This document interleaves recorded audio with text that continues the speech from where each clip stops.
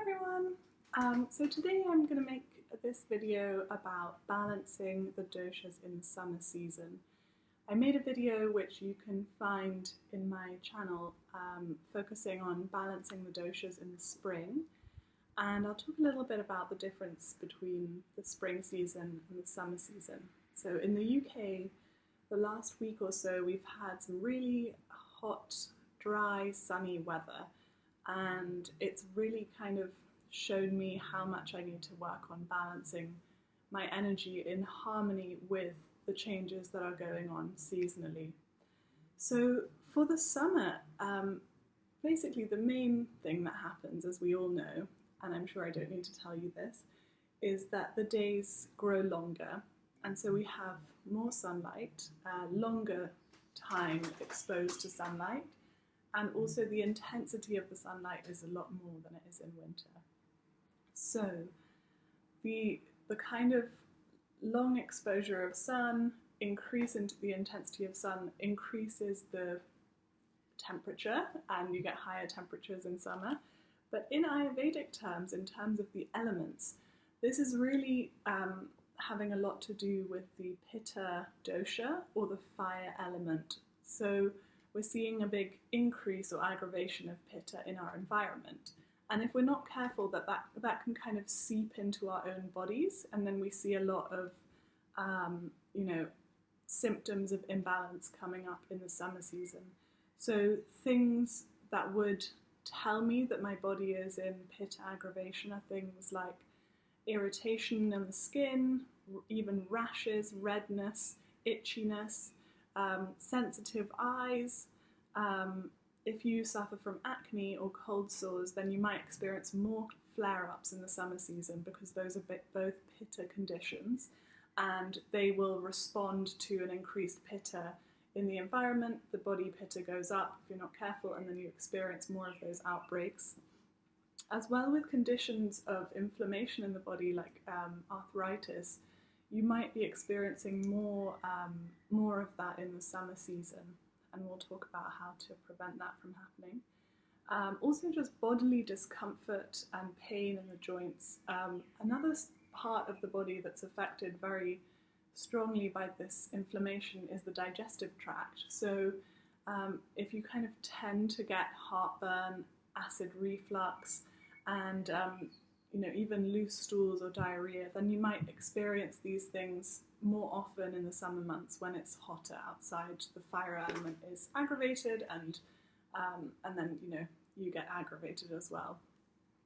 Also, Ayurveda talks holistically about the body, mind, spirit complex, and so there's a lot of kind of psychological effects or psychological clues that we might be in Pitta aggravation. For example, being irritable, feeling overly kind of sensitive about what people are saying, being a real perfectionist, wanting things done your own way, and exerting control over other people or situations.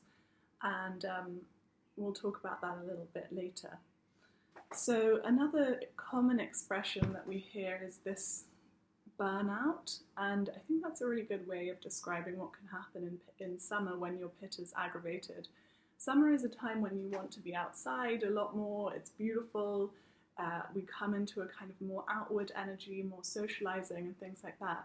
But I think the Pitta can sort of thrive on that and get really carried away. So if we don't keep it in check in the ways that I'm going to discuss with you now, then you can end up at the end of the summer feeling very burnt out.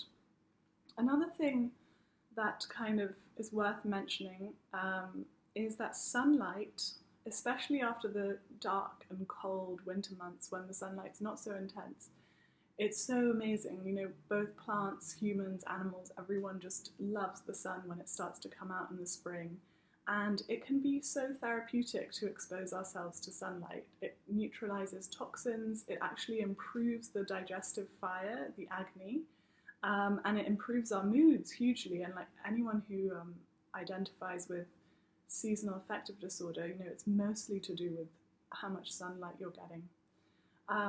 But then, the flip side of that is really that the sun has this depleting effect on us. So even though small amounts of it can really invigorate us, neutralize the toxins, improve our mood and boost the digestion. It's a very fine line between getting those benefits and then going into depletion and overexposure, getting burnt, dehydrated. The sun has a drying and depleting effect on the body. So if you think about the whole summer months, that's quite a sort of depleting time for our system in general, whereas the winter is more of a kind of nourishing building time and resting time. So just being aware of that as well, that, to take it a little bit in moderation, even though it's tempting just to bask in the sunlight, and I love doing that too. So I'm going to discuss a few different avenues in which you can use to have a sort of multi-faceted approach to balancing Pitta in the summer months, and that will include diet and drinks as well. Then I'm going to talk about some herbs that are beneficial. Then I will talk about sunbathing specifically, and then finally I will offer one pranayama, which is breath exercise called Shitali. It's a cooling breath, also known as cooling breath. So let's begin with the diet. So in Ayurveda there are 6 tastes, or the sad rasa. It means 6 flavors or 6 tastes. So 3 of them are cooling and 3 of them are heating. So the 3 cooling ones are bitter, astringent and sweet. And these are the ones that you really want to favour in the summer months. The heating flavours are sour, pungent and salty. So those are the flavours that you want to avoid during the summer or minimise. And I'll give you some examples of those. So foods that you want to favour in the summer months are things like, cooked greens, broccoli, asparagus, cucumber, celery, zucchini, peas, and then in terms of, so that basically all green vegetables work really well. Think green is cooling, eat green and you will be cooled from within. Then in terms of grains, you can have barley, which is a very beautiful cooling grain, and oats, rice, that's another good one. And then in terms of meat and eggs and things like that, eggs are okay to have in the summer. Chicken as well if you eat meat, and fish is all good pretty much. Then things like if you eat dairy, yogurt, buttermilk and soft kind of mild cheeses. So you don't want too much of that like pungent salty taste that I mentioned before, but a kind of just a mild yogurt or a mild cheese is fine. And then all sweet fruits are okay, but it's better to eat them, in between meals or cooked down. So, because some of the fruits have a very, Pitta aggravating effect if they're consumed raw, and also Vata aggravating.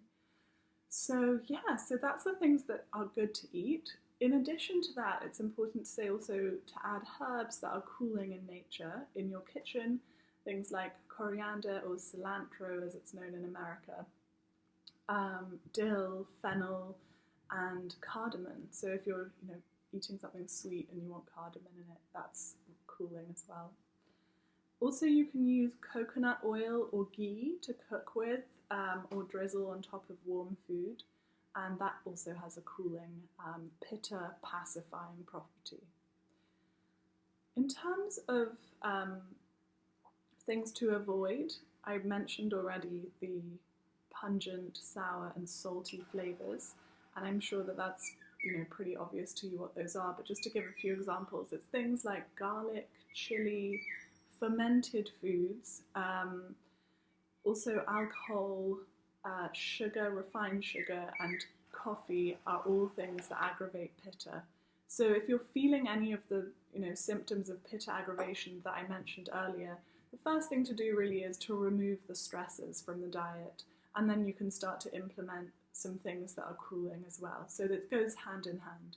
And just be aware, if you really can't do without coffee, maybe try to have a cool down coffee. So you make a coffee and then allow it to cool down to room temperature. No ice, never ice in Ayurveda. So maybe just or adding something like cardamom to the coffee can sort of reduce its heating effect. That kind of brings me to something else, this thing about cold versus cooling. So cold foods, which are cold to the touch, are never really recommended in Ayurveda because they would, extinguish the digestive fire, and that's one of the most important things to keep in balance in the body. So what I'm talking about here is foods that have a cooling property, even if you eat them cooked or warm. So don't confuse the two, it's an important distinction to make, and I would never suggest to anybody to eat something iced or cold, very cold. But you obviously will want to be drinking things that aren't like boiling hot, as much as in winter drinking herbal teas. It's maybe going to be a cooled down version, which we'll talk about in a little bit. Okay, so that's the food stuff. Now we're going to talk about herbs. I'm going to do a little demo. So I think I'll just pause the video there and I'll resume with the demo.